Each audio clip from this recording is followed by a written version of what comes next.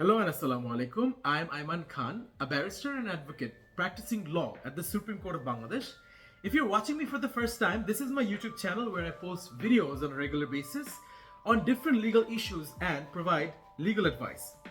In this video, I'm going to be talking about how you, being a foreign national having Bangladeshi origin or being a foreign national having no connection with Bangladesh whatsoever, can obtain a Bangladeshi visa on arrival.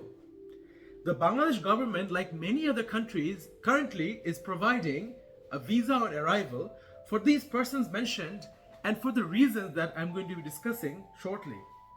The Bangladesh visa on arrival is given for a period of 30 days and is meant to ease the traveling requirements to Bangladesh for the purpose of investment or tourism.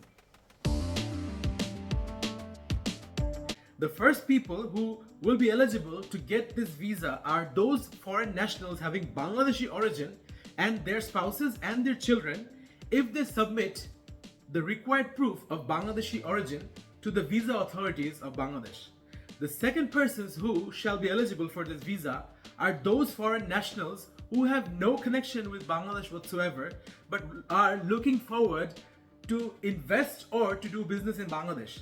But that too needs to be proven by submitting an invitation letter from the Bangladeshi company that has invited these persons to Bangladesh in order to do business or to do investment. In some cases, these persons need to even submit an approval letter from the Bangladesh Investment Development Authority or BIDA to prove that they are recognized and approved to do business and to do investment in Bangladesh. Third category of the persons who shall be granted this visa on arrival are the passport holders of these countries if they arrive in Bangladesh for government related work or investment or business related work or mere tourism. The fourth category of persons are those persons working at the UN or any other relevant organizations. If they arrive in Bangladesh, they shall be granted the visa on arrival, and the best part is that their visa fee shall be exempted. The fifth category of the persons who shall be granted this visa on arrival are the nationals of those countries which do not have a Bangladeshi embassy, and upon satisfying the visa authorities of Bangladesh your eligibility to travel to Bangladesh for mere tourism, you can be granted this visa. Similarly, if you're coming from a country which is not your own and which do not have a Bangladeshi embassy, you shall be treated in a similar fashion.